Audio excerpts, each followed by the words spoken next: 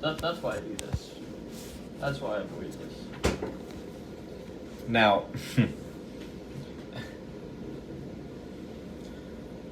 the policy applies to all students, of which we tell you, you tell us the problem, we tell you the how.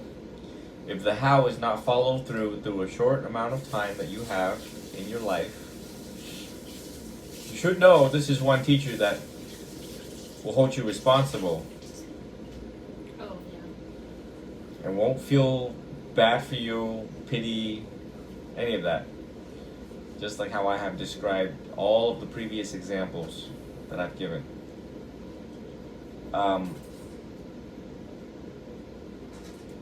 You guys are all very young, and I wanted to wrap up the night with this. And my teacher said, in the monkhood, we have to suffer first. Then you can have fun after you suffer. Once you have enough suffering then you can enjoy life thereafter.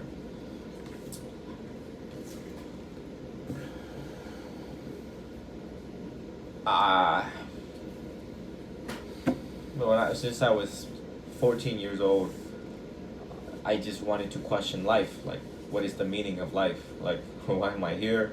Who are these people? Why do people cry? Why are people happy? Why? I wanted to know the why. Since 14 until 27, I never stopped finding reasons for the why and the how that led me to where I am today. One could say Venerable Chidao is different than any other kids because he didn't watch Netflix all the time. He didn't, date all the time. He didn't smoke weed all the time. He had a question, and he wanted to find an answer to his question, which is, what is the meaning of life? Why are we here? Why do we do what we do? Why do we do it with who we want to do it with? Some of these, like, pretty much WTF. And I just wanted to find my answer to the WTF by reading a lot of articles, psychology, news clippings, studying death, obituaries, people's accomplishments, volunteers. You put it all together. And it paid off. I felt that if someone was to ask me, in your younger days, up until this point, was there anything that you studied that you felt like it was a waste of your time? I would say no. And a question would be asked, well, what did you do with the knowledge that you have accumulated in your 22 years? I'm giving it back right now. What is the moral and point of this story? If you play now, later in life you will suffer.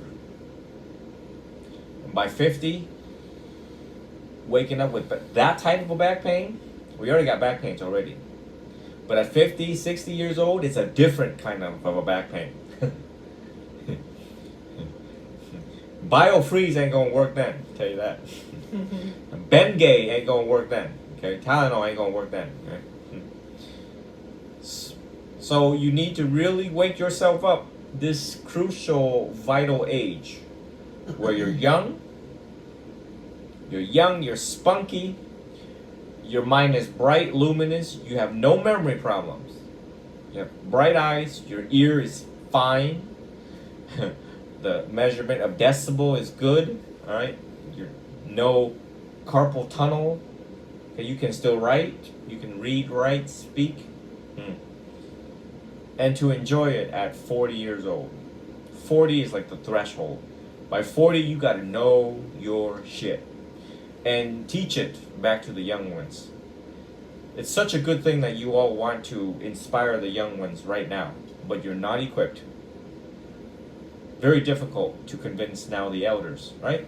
This is the school of the elders. You all have elders to talk to on the phone when you call mommy.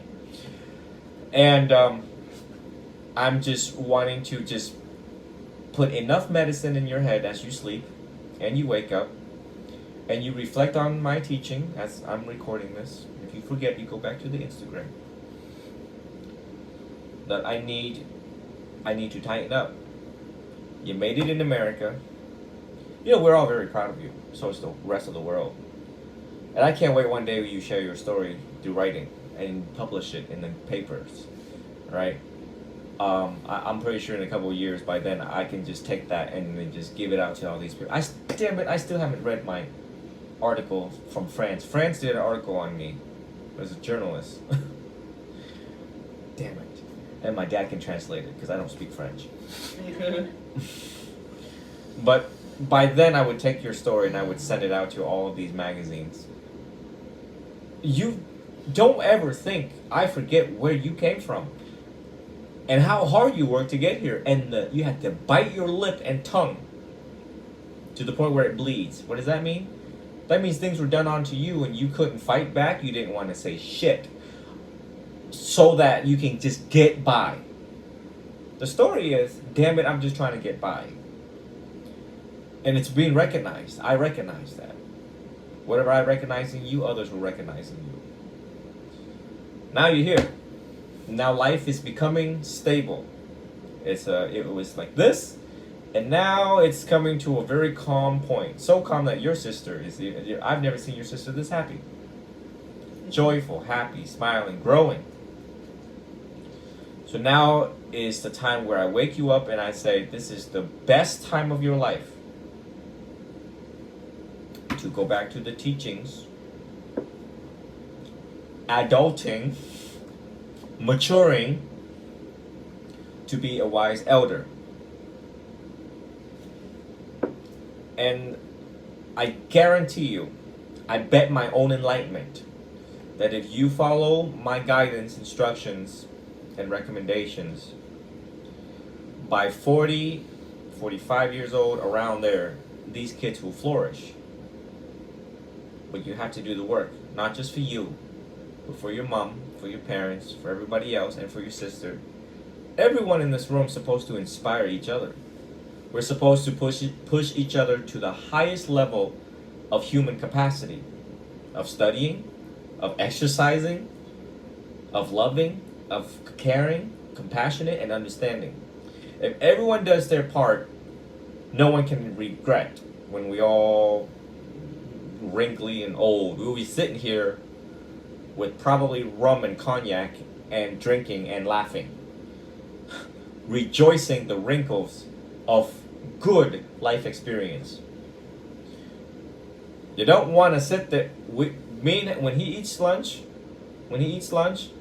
we go to places where old people go there and eat lunch, and we look at their faces and we're like, holy shit.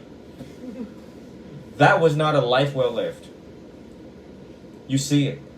And you see how they treat people when they go and pay for their lunch. And we're like, holy shit. Wow. We never want to be like them. So I imagine all of us, like David said, become centennials, 100, perhaps. But it's a different kind of 100. It's not what you think. See, right now, we're on the grind and the hustle. You know, everyone has to go to work and pay bills, including us. So we wake up with this back pain. We're like, damn, dude. You know, we wake up, we brush our teeth, we go to the bathroom, we enjoy what we enjoy, then we realize, 50, 60, things ain't gonna work as efficient anymore. And so we already dread old age when it has not come. But if you live this life right, the good life is what the Buddha taught. It's not that 60-year-old that you think in your head. It's very joyful. Research have said you get happier as you get older. You get older, you get happier. And one of the things is you've learned so many coping skills. And the pressure to succeed diminishes as you get older. So we have research that tells us this by science, validation science. So, it's a very serious thing to think about. And not to joke and fool around. Yeah. You know what I mean? That's a powerful statement for mental stability and lowering cortisol levels. Yeah. Yeah.